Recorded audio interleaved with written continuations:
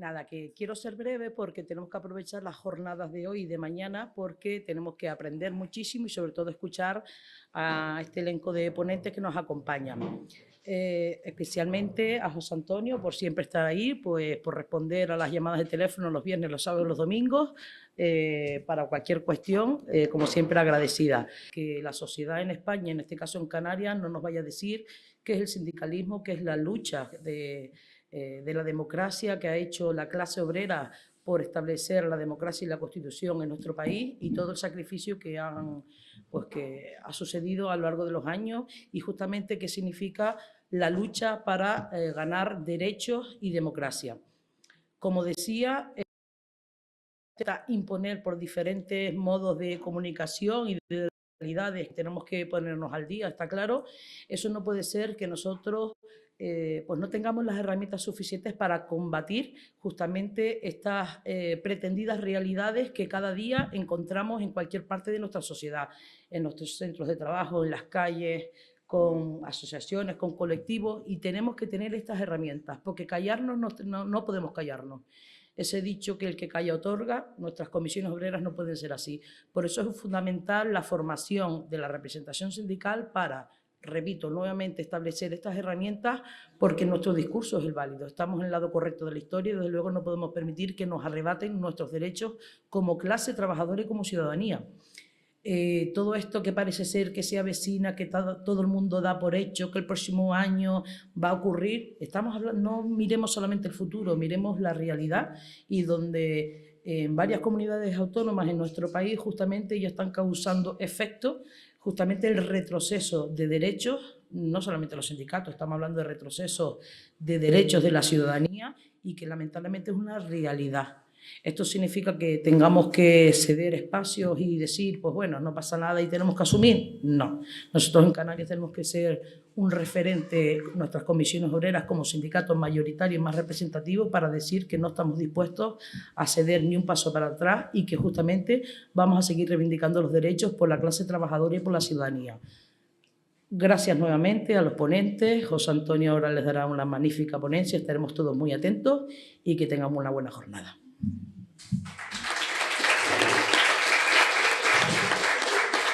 Bueno, buenos días a todas y a todos. Es un verdadero placer y no es la fórmula de cortesía que habitualmente se utiliza volver a estar con ustedes, volver a estar con Vanessa, con Ana Teixeira, con mis compañeras y mis compañeros, con Ana Esperilla, con mis compañeros de Canarias. Ustedes me han recibido siempre en los malos momentos, incluso en los peores, ¿no? Así que estoy muy a gusto aquí, repito, cada vez que puedo, cada vez que me dejan y cada vez que me piden y me encuentro en casa, siempre estoy súper a gusto. La primera constatación. La segunda, el criterio de oportunidad que han tenido las comisiones obreras de las Islas Canarias en organizar esto. Sé que ha sido un esfuerzo, Ana, el esfuerzo de organizar esto en estas fechas tan específicas, ¿no?, en el mes de julio, y sobre todo el esfuerzo de haber conseguido unos ponentes, y no hablo por mí, hablo por el resto de compañeros de los diversos paneles, unos ponentes tan de lujo, tan de campanillas como los que van ustedes a poder disfrutar, me atrevería a utilizar el verbo disfrutar, y que les animo a que les expriman como limones, porque son personas que merecen ser exprimidas y que tienen muchísimo bagaje, muchísima experiencia y muchísima proyección más allá de las cualidades personales de pedagogía y de ser muy didácticos para hablar de un tema concreto. Van ustedes a escuchar a Stephen Forti, que es un imprescindible en materia de elaboración doctrinal sobre el antifascismo principalmente, y segundo sobre el análisis del fascismo 2.0 en su primera obra y mitos de la extrema derecha en su segunda obra. Son dos obras de referencia a nivel internacional, a nivel de España también. Y van ustedes a tener la oportunidad también de escuchar a Miquel Ramos Mañana, que es un periodista de reconocido prestigio, que participa en el debate público y cotidiano, está a la altura de la actualidad y que lleva trabajando muchísimo tiempo. Tiene una obra de referencia, Antifascistas, donde aparecemos algunos en nuestros momentos de juventud que estábamos en ello, ¿no? Es decir, estábamos en otra como diría yo, en otra participación en la lucha contra el fascismo. Quizá algunos llaman la acción directa, otros, bueno, en fin, en otros momentos vitales, otras edades y otros contextos históricos y otros contextos personales. Pero ese libro Antifascistas también es un libro de referencia porque es una crónica. Claro, se oye mucho, y esto lo dice Miquel, le voy a coger la palabra, se oye mucho hablar del movimiento del fascismo, del resurgir de los movimientos de extrema derecha, pero, jolines, no se habla de que también hay cientos de miles de jóvenes implicados en el movimiento contra los desahucios, en el movimiento ecologista, en las estructuras sindicales, en nuestras secretarías de juventud. Hay miles y miles de jóvenes, de ciudadanos, de ciudadanas que también se movilizan, pero que no tienen ese amparo mediático, ese ruido social que genera la extrema derecha, que te sigue la famosa doctrina de la propaganda por el hecho, ¿no? Entonces, seguimos siendo muchos más y seguimos siendo mucho mejores. Y eso es lo que se trata de deslindar en este tipo de actividades, ¿no? Creo que el criterio de oportunidad que ha tenido la Comisiones Obreras de Canarias es un criterio de oportunidad buenísimo, en el mejor momento, para en un contexto, como decía Vanessa, distendido, cómodo. Yo no vengo a trasladarles a ustedes reflexiones ni grandes... Quizá lo que vengo a trasladarles son mis preguntas, ¿no? Mis dudas, es decir, generar debate, generar interrogantes, generar sinergias, generar dialéctica, ¿no? Decía Eduardo Galeano, cuando teníamos las respuestas nos cambiaron las preguntas. Eso es la izquierda, ¿no? Estar pendiente permanentemente en la dialéctica de ser capaces de responder ante una fenomenología social cambiante, ¿no? Ya saben ustedes que vivimos en lo que decía Stephen Zweig, una sociedad líquida. Algunos autores ya hablan de una sociedad gaseosa, ¿no? Más que líquida es gaseosa, esto todo es evanescente, cambian. Anoche tuvimos una cena deliciosa, Steven y yo, charlando a la orilla del mar, tremendamente romántica, si la pareja hubiese dado para el caso, que no es el caso, ya te lo digo. Y entonces comentábamos que efectivamente las previsiones que pudiésemos hacer a futuro sobre hipotéticas convocatorias electorales que se ciernen sobre nosotras, ¿no? Es decir, las elecciones francesas, las elecciones federales de algunos Länder en Alemania, las elecciones de mitad de mandato en Estados Unidos, las hipotéticas elecciones españolas que esperemos que sean de aquí a un año. Y claro, las previsiones son malas, pero ¿quién lo sabe? Todo es evanescente. Hasta hace unos días comentábamos el caso, por ejemplo, de Albania. Albania es yo, como ustedes bien saben, trabajo en la Unión Europea en representación de las comisiones obreras. Albania es el cabeza de lista para ser el próximo país de la Unión, el estado número 28. Y de repente se ha torcido todo por una maniobra especulativa de capital israelí en unas islas paraje natural protegido en Albania, y la población ha saltado contra el gobierno, un gobierno socialdemócrata bastante peculiar, el de Albania, y de repente se ha roto la baraja y nos encontramos con un escenario en Albania cambiante, que ha perdido bastantes enteros o sea, todo puede cambiar, y de hecho, ya saben ustedes, las últimas elecciones generales en España, el año 23, fue precisamente el voto de las mujeres el que nos salvó de una casi pactada victoria de la derecha extrema y de la ultraderecha, y fue el voto de las mujeres el que evitó esa mayoría que hubiese dado al traste con muchos de los logros sociales y políticos de este último mandato. Por lo tanto, nada está escrito, y de lo que se trata es de pertrecharnos y de armarnos de argumentos, de razones, de elementos de diálogo y de dialéctica para poder confrontar ahí, que va a ser uno de los ejes de mi intervención, ¿no? El hecho de que, independientemente de que mis compañeros les ofrezcan a ustedes análisis y elementos de debate, creo que el momento de los análisis, sobre todo gran parte de la sociedad española comprometida, quizá estemos hartos de análisis y lo que queramos sean propuestas y respuestas concretas y acciones políticas y ejes de intervención, ¿no? Porque sí está muy bien analizar, pero si nos quedamos en análisis no van a comer la merienda. Entonces será tiempo de establecer propuestas, de establecer... Decía Bertolt Brecht, el poeta, dramaturgo y literato alemán, que cuando la verdad está muy débil es el momento de pasar al ataque, ¿no? Y estamos en unos momentos en que la verdad es objeto de ataque, de acoso y de cuestionamiento permanente, sistémico y sistemático, y por lo tanto es el momento de pasar al ataque. Me voy a meter ya con ello porque mi intención no es, evidentemente, agotar la hora y media de explicación, porque entonces van a morir ustedes, voy a morir yo, va a morir Vanessa, Dios no lo quiera. Y sí voy a hacerles una introducción genérica sobre la acción sindical antifascista a nivel español, comisiones obreras, por supuesto, a nivel internacional, las diversas estrategias que tenemos, y lo iré aderezando con algunos elementos de debate. Dos precisiones conceptuales antes de empezar. Ser antifascista es condictio sine qua non para ser demócrata. Esto que parece una obviedad ya no lo es, terriblemente, ¿no? Hay gente que te cae. Yo el otro día tuve un incidente muy desagradable en el aeropuerto de Bruselas, donde se me echó encima un tío, porque yo llevo en mi ordenador, ya lo verán estos días, un antifascista. Entonces me increpó, en inglés además, como terrorista y tal, una cosa bastante... Eso no hubiese pasado hace unos años. El antifascismo es una posición ética porque es la base previa a cualquier cuestionamiento político, ¿no? Es decir, el antifascismo es una cuestión ética antes que una cuestión política. La política viene después de la ética. Si nosotros queremos ser demócratas, es una cuestión imprescindible ser antifascista porque es la negación de la convivencia democrática, de la convivencia en pluralismo, de la convivencia en libertad.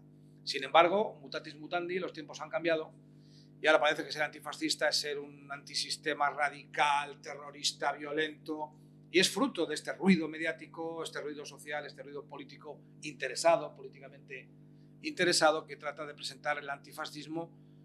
Pues muchas veces me acuerdo de las compañeras que llevan años luchando en favor del feminismo, anteponer o contraponer feminismo a machismo, ¿no? Contraponer antifascismo a fascismo. Miren ustedes, no es lo mismo, ni se puede poner en términos de contraposición. No es lo mismo ser antifascista que ser fascista, no es lo mismo ser machista que ser feminista. Pero es verdad que en estos tiempos que vivimos esta es la situación, ¿no? Por lo tanto, primera constatación, para ser demócrata es condición sine qua non ser antifascista. Y segundo, una precisión metodológica que no se da en este curso, pero sí en otros que hemos tenido recientemente. La semana pasada tuvimos un curso también de antifascismo en la Unión Sindical de Madrid Región, en los cursos de verano de la Universidad Complutense en el Escorial, y creo que esta precisión terminológica es importante. Desde la izquierda luchamos por la memoria democrática. Y digo, erradiquemos de nuestro discurso el concepto de memoria histórica, porque es un error. Y esto es importante dejarlo ya cerrado, y aquí estoy cansado de explicarlo. Estoy cansado de explicarlo y creo que merece la pena dedicarle unos minutos a esta aclaración conceptual. Memoria histórica tiene todo el mundo. El Partido Popular tiene memoria histórica, la Iglesia Católica tiene su memoria histórica, pero memoria democrática no la tienen todos. Memoria democrática tienen las organizaciones y las personas que lucharon y se comprometieron por la libertad, la democracia y los derechos humanos en este país. Y eso no lo tiene todo el mundo. Y desde luego las comisiones obreras tenemos memoria democrática, porque nacimos contra una dictadura, sufrimos en esa dictadura, miles de compañeras y compañeros sufrieron represión, torturas e incluso muerte, Pedro Patiño, Muñiz Pico, muchos compañeros que cayeron en la lucha por las libertades en este país, y por lo tanto nosotros sí tenemos memoria democrática porque nosotros sí nos comprometimos en la lucha por las libertades en este país. Por cierto, la democracia no es una estación meteorológica, ¿no? Si ustedes, cuando el Partido Popular habla de su memoria histórica, habla de la llegada de la democracia, como si aquí la democracia hubiese sido, bueno, pues después del verano el otoño, pues después de la dictadura llega la democracia. No, hombre, no. Aquí la democracia se ganó, lo dice nuestro compañero Nicolás Sartorius, en la cama, pero la democracia se gana en las calles y se gana con una conjunción virtual, una conjunción virtuosa, mejor dicho, de tres grandes movimientos sociales: el movimiento estudiantil, el movimiento vecinal y el movimiento obrero, articulado muy fundamentalmente en las comisiones obreras, que éramos los que habíamos mantenido la llama del antifascismo durante la larga noche del franquismo, los que mantuvimos el hilo rojo que nos unía con el periodo socialmente progresista de la Segunda República y los que estuvimos en lo que se denominaba entonces la España interior. Por lo tanto, reivindiquemos, memoria histórica tiene el Partido Popular, que quiere hacernos creer que la mal llamada transición, que no fue tanto, como estamos viendo, y la conquista de la democracia fue fruto de un pacto de élites que, bueno, que se tenía que haber dado. Si ustedes ven esta maravillosa serie documental que hay en televisión española, que la tienen en RTV Play, La conquista de la democracia, y se ve el famoso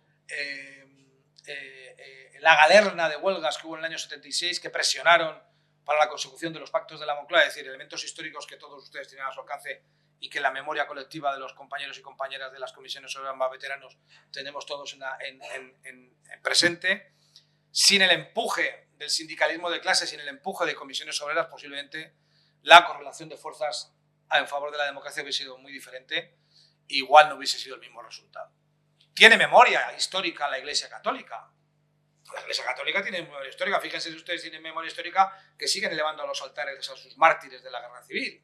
O sea, ejercen su memoria histórica. Tiene memoria histórica el señor Aznar cuando habla muchas veces, tiene memoria histórica muchas personas, muchas instituciones más o menos respetables, pero memoria democrática, insisto, solo la tienen aquellos que hemos luchado, hemos peleado por la lucha por la democracia, por los derechos humanos y por las libertades en este país. Insertando con ese concepto duro que yo defiendo de la memoria democrática, se inserta la lucha de comisiones obreras. Comisiones obreras confronta con el fascismo desde el minuto cero. Comisiones obreras confronta con la dictadura desde el minuto cero porque nace bajo una dictadura. Ahora se ha reconocido, afortunadamente, hace escasamente 2 semanas, la mina La Camocha como lugar de memoria democrática. El lugar de memoria democrática, si los que estuvieron la última vez recuerden que estaba yo muy emocionado aquí cuando me tuve que ir precipitadamente porque reconocían la nulidad de la sentencia que asesinó a mi abuelo, que justificó, que trató de justificar el asesinato de mi abuelo. Pues ese desarrollo de memoria democrática que está haciendo el Ministerio de Política Territorial y Memoria Democrática, con un ministro canario, por cierto, declaró el otro día la mina La Camocha como lugar de memoria democrática, que es el origen, el nacimiento de las comisiones obreras. Por lo tanto, a nosotros nadie nos tiene que enseñar lo que es el compromiso antifascista, nadie nos tiene que demostrar cuál es la cultura antifascista, que en todo caso enlaza con la cultura sindical histórica. Y ahora voy a hacer un pequeño receso de carácter histórico. Cuando el sindicalismo nace, en los albores de la Revolución Industrial en el siglo XIX, el sindicalismo, que es el movimiento obrero, viene a romper una identificación ideológica de clase. Es decir, la clase burguesa articula el liberalismo y articula la nación como sujeto histórico. Y la clase burguesa articula la nación como sujeto político, como sujeto histórico activo. La irrupción a través de la Primera y la Segunda Internacionales del movimiento obrero, Bakunin, Carlos Marx, articulan el proletariado como sujeto histórico, el proletariado como sujeto político activo. Y ese sujeto político tiene un elemento que le unifica a nivel internacional, que es la conciencia de clase. Y la conciencia de clase nos lleva al famoso eslogan de proletario de todos los países unidos. Y ese proletario de todos los países unidos nos lleva a que los proletarios, que somos prole, el lenguaje dice mucho, decía Wittgenstein la importancia del lenguaje, el lenguaje nos define, el lenguaje conforma la visión que tenemos de la sociedad. Somos prole porque no tenemos estirpe, no tenemos linaje, no tenemos apellidos, somos prole, somos muchos, a diferencia de la burguesía, de la nobleza, que tiene apellidos, linaje, herencias. Nosotros no tenemos más que el famoso cuadro de Il Quarto Stato, la película Novecento, no sé si recuerdan, la película Novecento, la salida de la fábrica, el Cuarto Stato, con estos personajes que tienen las manos tan sobredimensionadas, y si ustedes ven el cuadro, todos los personajes tienen las manos muy grandes. ¿Por qué? Porque la clase obrera lo único que puede ofrecer es la fuerza de su trabajo, la fuerza de sus manos. Bueno, pues este proletariado no tiene patria, no tiene banderas y desde luego no cree en las fronteras. Por lo tanto, la irrupción del movimiento obrero, del movimiento sindical organizado, lo primero que rompe es el paradigma del nacionalismo liberal. El nacionalismo liberal rompe, choca directamente con el concepto de conciencia de clase, con el internacionalismo proletario. Digo, estas cosas que ahora suenan un poco así, pero es que son nuestra raíz, son nuestro origen. El siglo XX, durante el desarrollo de estos, el movimiento obrero da lugar a la intención del movimiento obrero organizado, movimiento sindical organizado, necesita tener representación política, necesita participar en el juego liberal de las elecciones, y del movimiento obrero nacen los primeros partidos socialistas.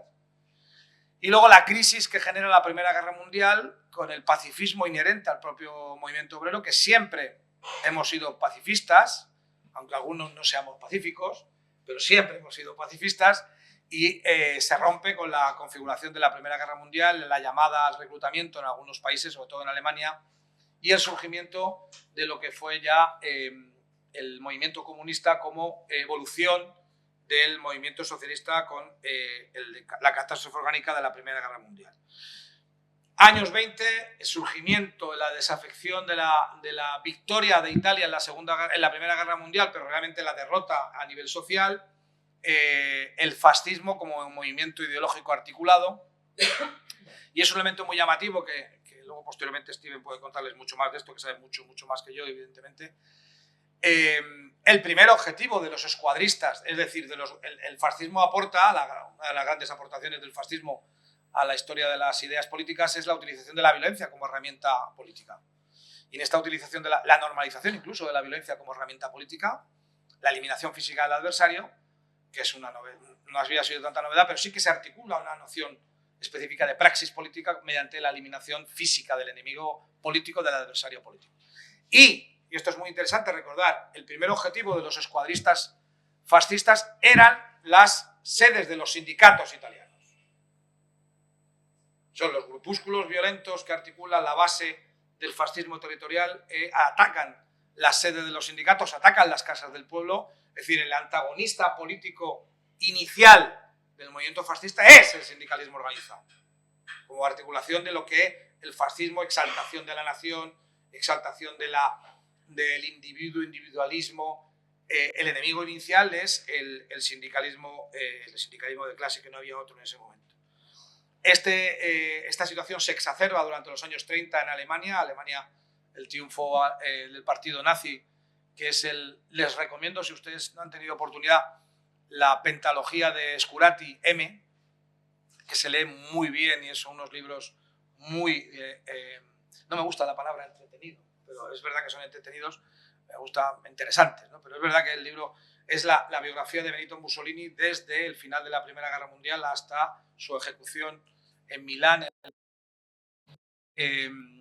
Y como son capítulos muy cortitos de 2-3 hojas, con muchísima fuente bibliográfica, muchísimo proceso de documentación previa, y cómo te va contando la evolución, el nacimiento, la evolución, el ascenso del fascismo y su declive en el abrazo del oso que le proporciona el nazismo alemán, ¿no? Y curiosamente cómo cambia la percepción de que todos entendíamos que Mussolini era un burro y realmente es el gran teórico de la ideología fascista. Lo que hace Hitler es adaptarla a otro contexto histórico, en otro contexto social, ¿no? M es una obra, de hecho Scurati tenía previsto 3 tomos y finalmente ha hecho 5, porque ha sido un fenómeno bibliográfico mundial. Esta primavera se ha publicado el 5º tomo y ya se acabó. Pero está muy bien para que ustedes vean cómo se opone, cómo se ataca a la sede de los sindicatos. Es decir, que es una recomendación ahora que vienen días suaves, ¿no? En las vacaciones, que podamos dedicarnos a aquello que nos gusta realmente, ¿no? Bien. En España este proceso se produce en términos muy similares. Tenemos una etapa durante la dictadura de Primo de Rivera, a partir del año 23, con una peculiar connivencia de la Unión General de Trabajadores con la dictadura de Primo de Rivera, y luego la gran explosión militante de lo que fue el mayor sindicato de Europa Occidental, que fue la Confederación Nacional del Trabajo, la CNT, que tuvo una proyección histórica, llegó a alcanzar más de 1 millón de afiliados en España. El sindicalismo de corte anarcosindicalista, de corte anarquista, FAI-CNT, el empuje que tiene durante el primer periodo realmente democrático de la historia de España, cosa que también el otro día recordaba en el curso de verano. Fíjense ustedes qué barbaridad. Mis intervenciones, los que me conocen ya saben que son así, voy dejando muchos cabos sueltos, luego los cojo, luego no, y bueno, pues ustedes apañan, o si no, pues bien. El otro día desrecordaba el tal Carlos Elorriaga, que fue presidente de las Cortes bajo el gobierno de Aznar, en un curso de verano de antaño, allá hace mucho tiempo de todo. Yo en aquel momento era presidente de una organización memorialista, que sigue existiendo, se llama Foro por la Memoria, que creamos en el año 2000 precisamente para luchar por la memoria democrática como instrumento político de transformación, con todo el respeto para la memoria familiar, para la memoria sentimental, para la memoria privada. Para nosotras la memoria democrática es un instrumento político de lucha, es un instrumento político de transformación y es un instrumento político de reivindicación. Digo, respeto, soy nieto de asesinado, yo tengo mi memoria familiar, tengo mi memoria personal, pero a mí lo que me interesa en la memoria democrática es que sea un instrumento político de lucha y de reivindicación. Con todo el respeto para los compañeros que lo que quieren es devolver los restos de los familiares a sus familiares, en fin. Y en este contexto, el señor Carlos Elorriaga, fíjense ustedes, la memoria histórica del Partido Popular. El señor Carlos Elorriaga llegó a decir públicamente que el Partido Popular español, estoy hablando del año 2002, 2001, 2002, llegó a decir que para el Partido Popular no reconocía ninguna legitimidad democrática a la Segunda República. Que el Partido Popular no reconocía que la Segunda República no había sido un régimen democrático. Esa es otra, ¿no? Porque parece muchas veces que, si ustedes oyen hablar según qué líderes, que la democracia en España aparece a partir del año 75, mentira. Otros que a partir del año 77, con la ley para la reforma política, mentira. Y algunos que podemos llegar a entender que la democracia en España se recupera a partir del año 78 con la aprobación de la Constitución. Eso puede cuadrar. Pero claro, no es que nos inventemos la democracia en España en el año 78, aquí en España hubo un proceso democrático anterior, y hubo un periodo de convivencia democrática, y hubo un periodo de expansión de progresía social, política importante durante el tiempo de la Segunda República Española. Pero esos son los mimbres con los que estamos bregando. La dictadura en España supone el arrase, ya saben ustedes, lo primero que se hacían a la entrada de los pueblos a asesinar a los cargos políticos y a los cargos sindicales, y por lo tanto supone sumirnos en la larga noche de piedra del franquismo, como dijo el poeta gallego, la larga noche de piedra del franquismo español. Los años 50, la primera configuración de las iniciales comisiones obreras, con muchísima valentía y muchísimo ímpetu, articulan un movimiento independiente de carácter reivindicativo en las cuencas mineras asturianas, las huelgas en los valles mineros, la mina La Camocha, y esta es quizá, como el jamón ibérico, me van ustedes a perdonar, el jamón ibérico se entrevera con esta grasa tan deliciosa que se te deshace en la boca. Esta es la grasa del sindicalismo de clase de comisiones obreras, que nacimos contra la dictadura y nos desarrollamos en la clandestinidad. Y sabemos lo que vale el esfuerzo colectivo, el compromiso y el sacrificio de clase.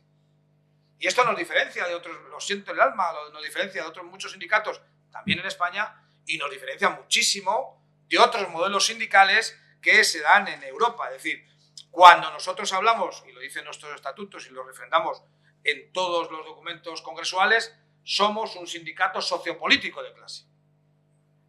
A mí me dicen, con todo el respeto,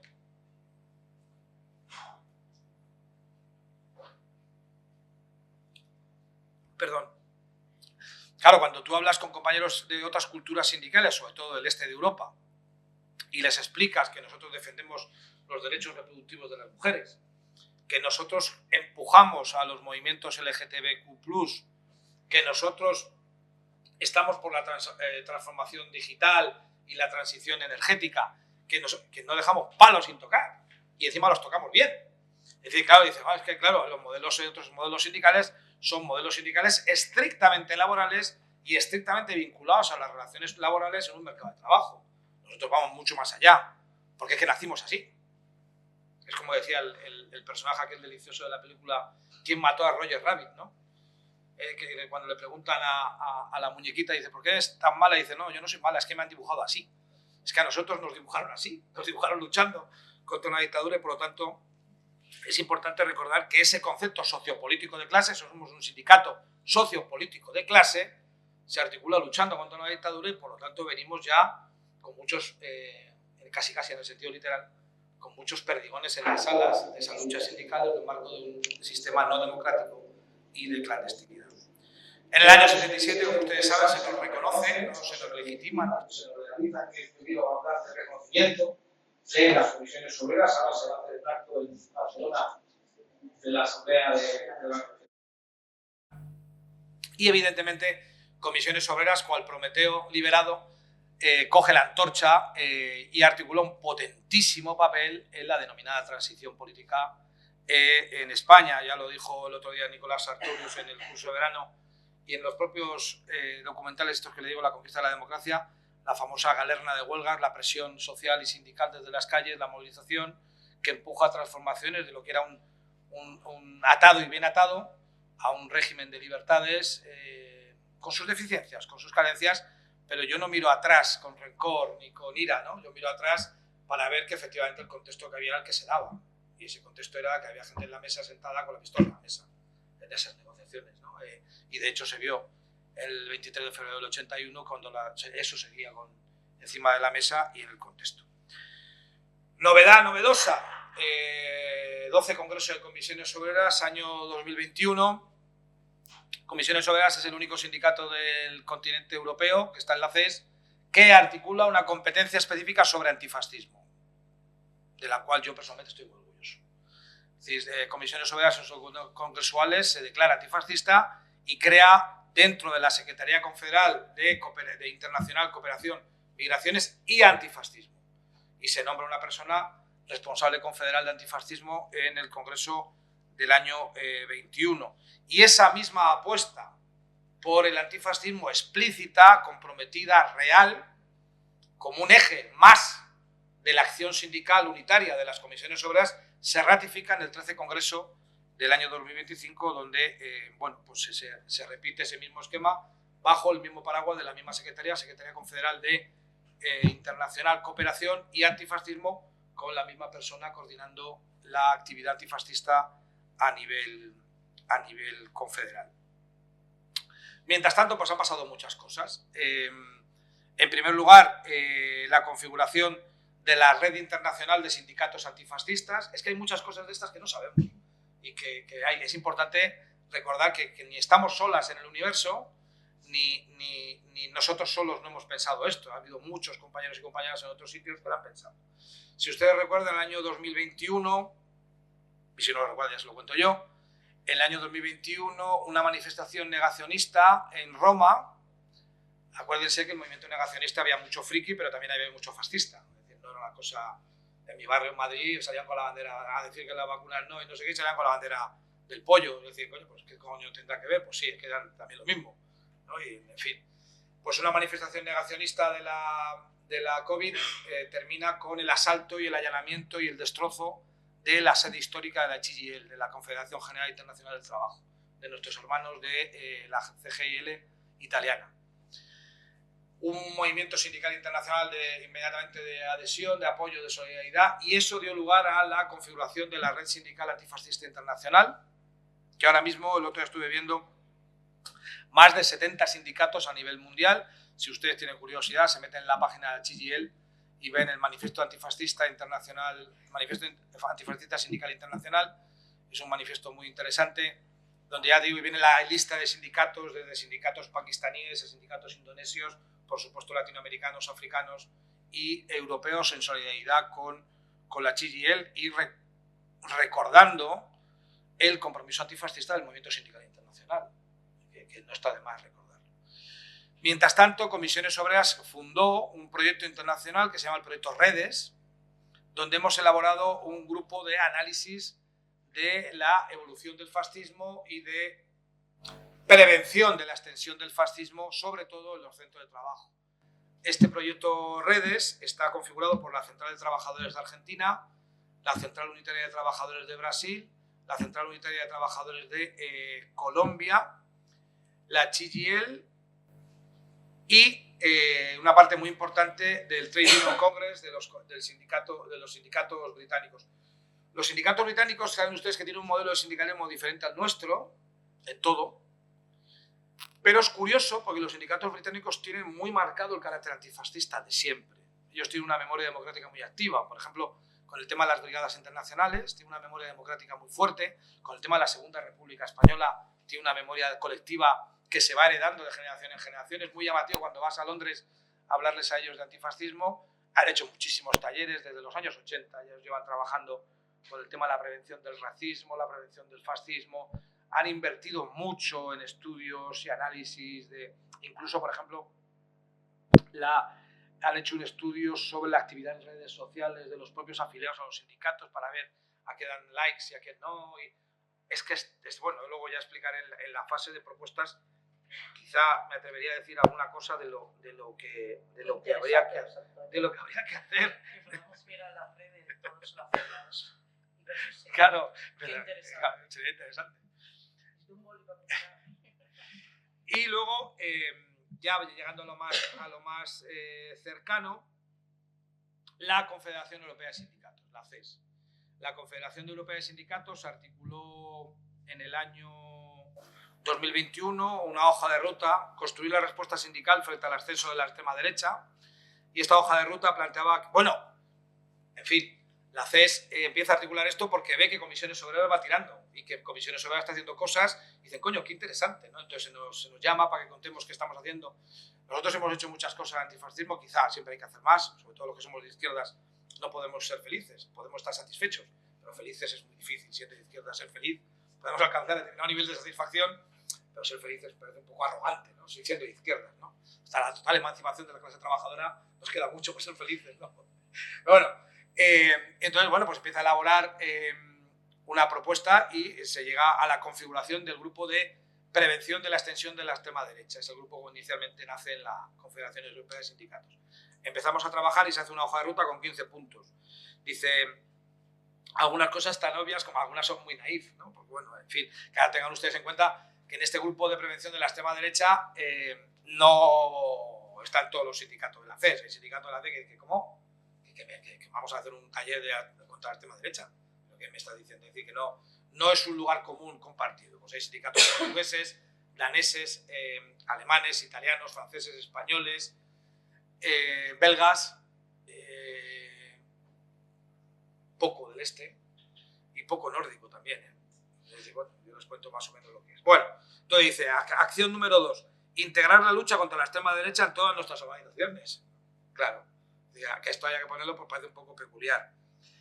Continuación del trabajo en red y del intercambio de prácticas de formación con un repositorio en línea de material sindical y reuniones de coordinación. Esto buscaban coger la experiencia nuestra.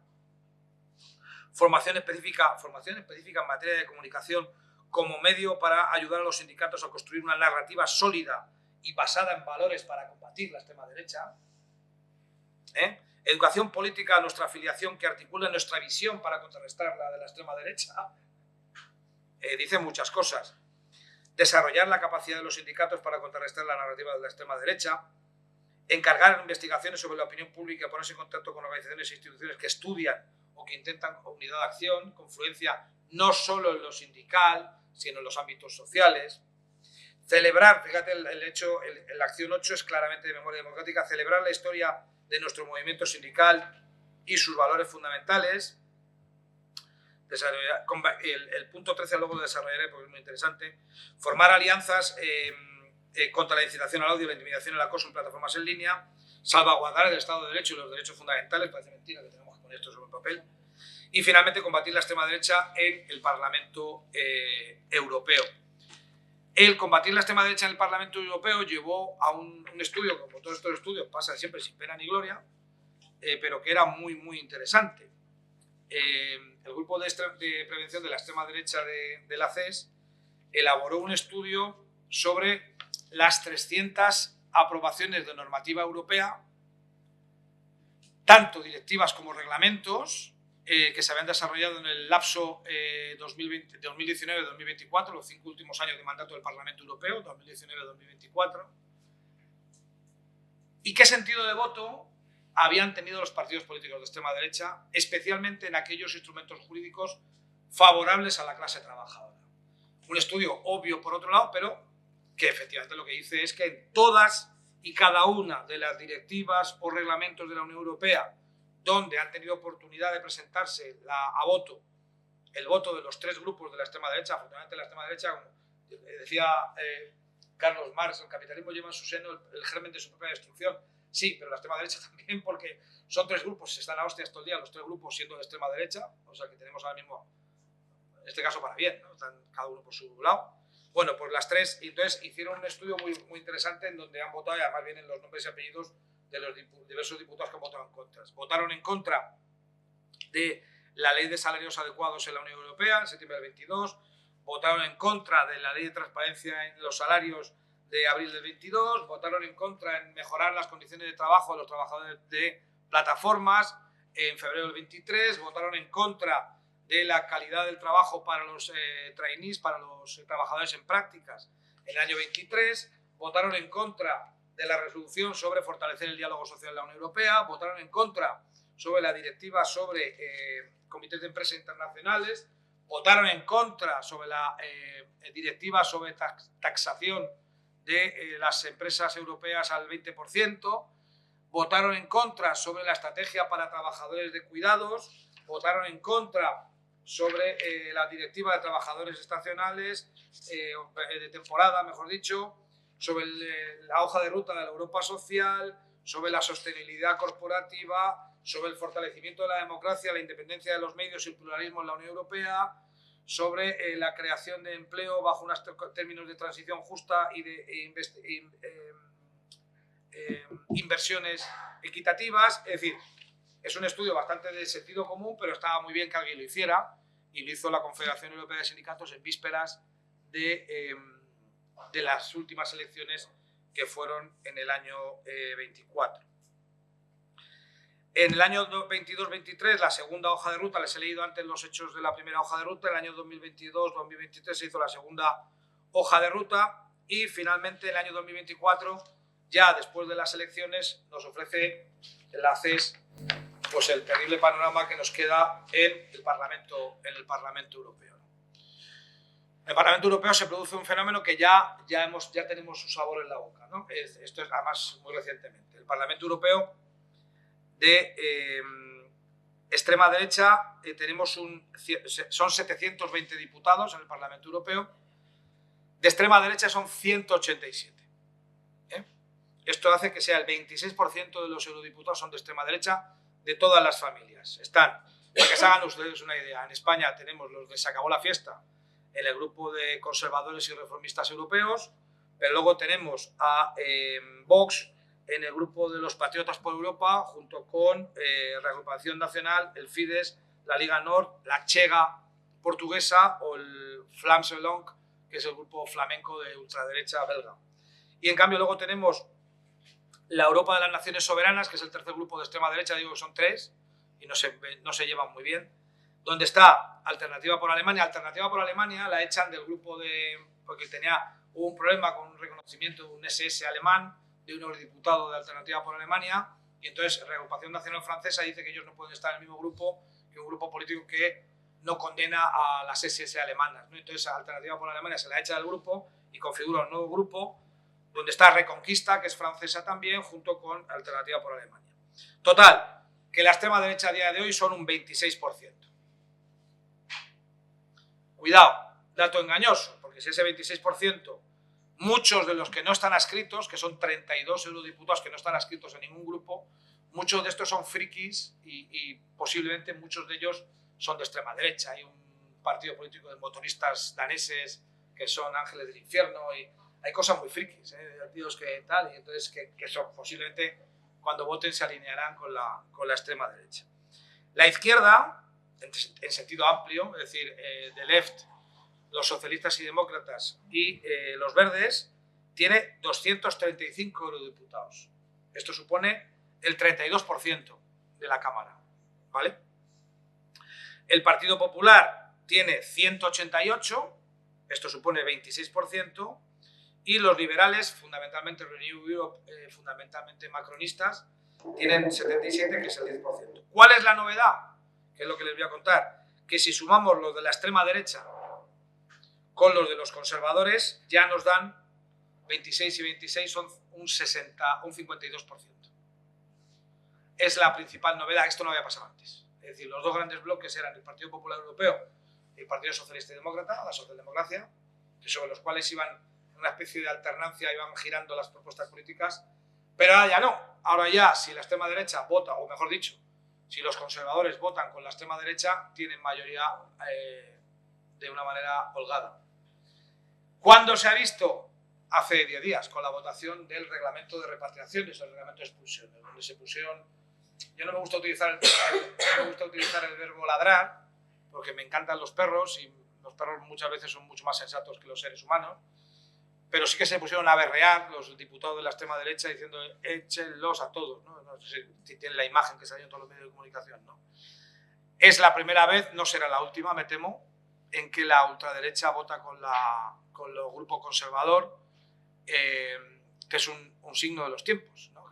Y es un signo de los tiempos tremendamente peligroso porque evidentemente se van a romper algunos de los ejes de la convivencia democrática de este ámbito. Voy terminando porque creo que he hablado bastante, ¿no? Ah, no, todavía me queda. Decía, en el año 2024, desde el ámbito de la CES, hay dos grandes figuras nuevas. A nivel del Comité Ejecutivo de la Confederación Europea de Sindicatos se crea un grupo, que es el grupo Bread and Roses, el grupo Pan y Rosas, que es un grupo de prevención de la extrema derecha, que tuvimos una jornada en Madrid en enero del 26. España fue comisiones obreras, aunque luego, claro, en fin, hay que dar paso a los compañeros y tal. Pero bueno, fue comisiones obreras la que organizó en Madrid, la sede de la Unión Sindical de Madrid Región, el primer encuentro de la Confederación Europea, el primer encuentro antifascista de la Confederación Europea de Sindicatos, que recibimos en Madrid a muchos sindicatos de la Confederación Europea y tuvimos unas jornadas de análisis con experiencias locales de los compañeros griegos, los compañeros franceses.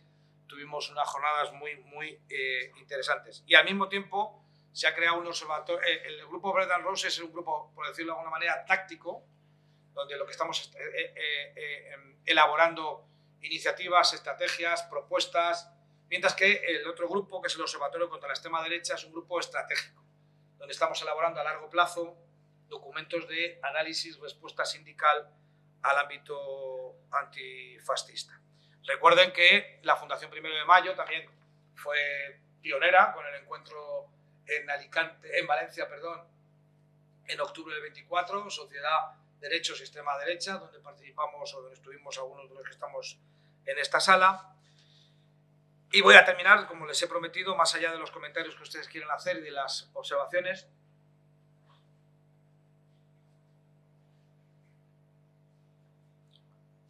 con algunas propuestas de trabajo en concreto, de lo que deberíamos hacer o de lo que deberíamos proponer desde el ámbito del sindicalismo de clase en la lucha contra el fascismo. En primer lugar, una cuestión obvia, que es lo que hemos intentado hacer al principio de mi intervención, fomentar la solidaridad y la cultura del trabajo. Poner en valor el factor trabajo, poner en valor el rol social y político de la clase trabajadora, que parecía que la habíamos ganado después de la pandemia, del confinamiento, cuando se vio que realmente los que sostenían una sociedad eran las trabajadoras y los trabajadores, los reponedores de almacén, los transportistas, los dependientes de las tiendas, la gente que realmente aporta valor añadido con su actividad laboral.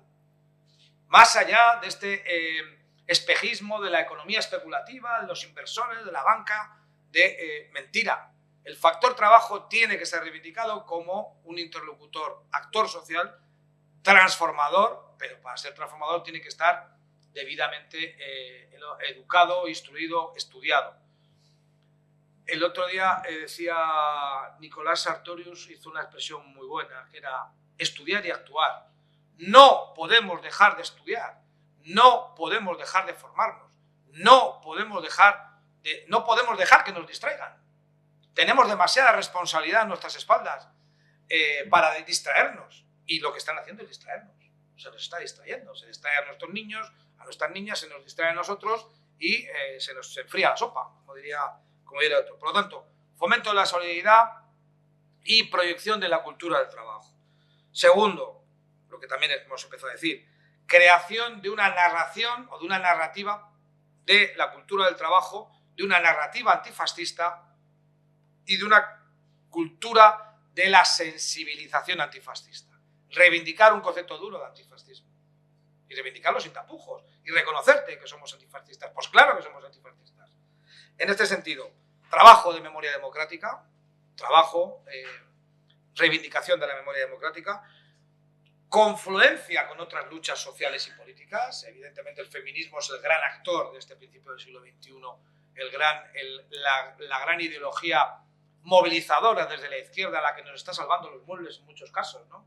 El poder de las mujeres en reivindicar su papel y en consolidar sus posiciones como agentes de cambio político y social. Pero hay otras muchas luchas, la lucha ecologista, la lucha medioambientalista, la lucha conservacionista. Hay muchas otras luchas que también deben ser por definición antifascistas, por lo tanto hay un espacio de confluencia natural con otros espacios de lucha.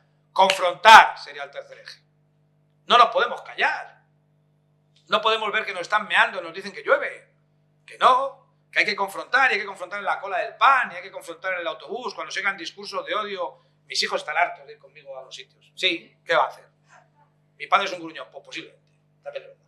Pero me dice, papá, joder, que no voy a permitir que el tío diga que esto lo ha culpado de los extranjeros, joder. Oiga, usted que no diga usted tonterías, claro. Entonces, bueno, pues sí, pues es incómodo, sobre todo para los que van contigo, claro.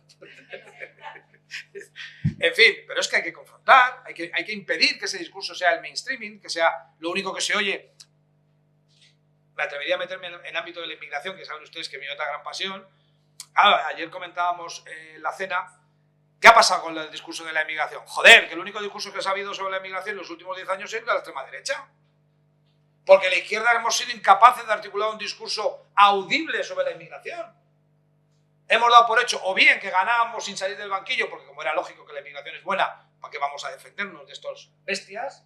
O bien porque decir, uy, cualquiera dice que la inmigración es buena con lo que están diciendo estos. Entre tirios y troyanos hemos perdido espacios sociales. Y entonces ahora mismo la gente normal, ¿qué es lo único que ha oído durante décadas? El discurso de la extrema derecha. ¿Pero somos gilipollas o qué? Claro, no se puede ceder ni un espacio, pero es que ni en la escalera de tu casa. Es que hay que defender, como decía el poeta, hay que defender la alegría como una barricada. Es que tenemos que defendernos, hay que pasar a la acción, hay que confrontar en cualquier espacio. Es decir, bueno, lo que decía antes que le ha gustado tanto a Vanessa, la creación de una base de datos, estudios y análisis, un repositorio de la extrema derecha, páginas, actitudes de los trabajadores, expansión en los centros de trabajo, infiltración sindical, análisis de estas supuestas propuestas sindicales. En España tenemos un sindicato de extrema derecha. Solidaridad. Solidaridad tiene presencia en los sectores amables, ¿no? La seguridad privada. Claro, hay sectores que son amables para determinadas posiciones de extrema derecha. Pero nosotros hicimos 2 acciones sindicales en el grupo Mau San Miguel, en la fábrica de Mau, mi patria, mi cerveza, ya lo digo. En la fábrica de Mau tuvimos una acción porque en el comité de empresa de Mau San Miguel entró Solidaridad. E hicimos otra práctica sindical en Industrias Cárnicas López, en Carlopsa, que es un super mega matadero en Castilla-La Mancha, donde también había entrado Solidaridad. Pues fuimos a los centros de trabajo a confrontar, a hacer acciones pedagógicas, a hacer... A mí estas cosas no me gustan mucho, Ana lo sabe, estas cosas de hacer juegos de rol y cosas de estas. Bueno, pero habrá que empezar de alguna manera a decir quiénes son los malos, quiénes somos los buenos, es decir, cosas igual muy sencillitas, pero bueno, habrá que... No vas a llegar directamente con el tomo, léase un texto. Hombre, mire. No. Bien, por lo tanto, estudios, análisis. Y luego, el último elemento, y esto sabe muy bien, mañana lo verán ustedes con Miquel y sobre todo Steven, analizar la extrema derecha en línea.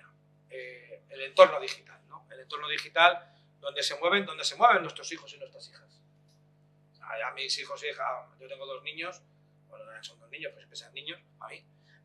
Claro, ellos no van a leer la prensa, no es que no lean la prensa en papel como hago yo, que soy un viejuno, es que no la leen ni en digital, ellos se nutren de TikTok, ni siquiera de Twitter, hago de Instagram, hago un reel. Entonces, claro, ese es un espacio que también hemos abandonado, el trabajo con las emociones. El otro día me decía un polaco, bueno, joder, es que usted es muy vehemente, muy emocionado. Pues claro que sí, coño, porque es que me lo creo y porque tengo que confrontar. Es decir, parece como de las emociones, no, aquí somos todos muy asépticos, todos muy fríos, no, claro, es que somos muy serios, muy asépticos. No, hombre, no. Ellos han trabajado muy bien las emociones, ellos han trabajado muy bien las identidades. Ellos enarbolan identidades falsas posiblemente, sí, identidades asesinas, que decían aquí Magub, ¿no? El escritor egipcio, ¿no? La configuración de identidades asesinas, ¿no? Claro, la extrema derecha configura identidades, pero configura identidades, configura banderas de adhesión, factores identitarios que arrejuntan a la gente. Nosotros nos faltan esos factores de cohesión social. ¿De quién somos? Somos de comisiones obreras, pero claro, hay mucha gente ahí fuera que no son de nada, mientras que una bandera les aglutina en lo que supuestamente es una identidad colectiva que moviliza. Por lo tanto, trabajar las emociones, trabajar los sentimientos, trabajar las identidades, la conciencia de clase, trabajar con los entornos tecnológicos, trabajar con los mal llamados influencers, ¿no? Es decir, son espacios que hemos abandonado, nos daban mucha risa, nada, ya, pero es que hay determinados segmentos de la población que por pereza intelectual, por alcance tecnológico o por muchos otros factores, sí les llega. Y nosotros no estamos llegando. Por lo tanto, tendremos que reciclarnos y empezar a hacer cosas que tienen un valor en según qué espacios.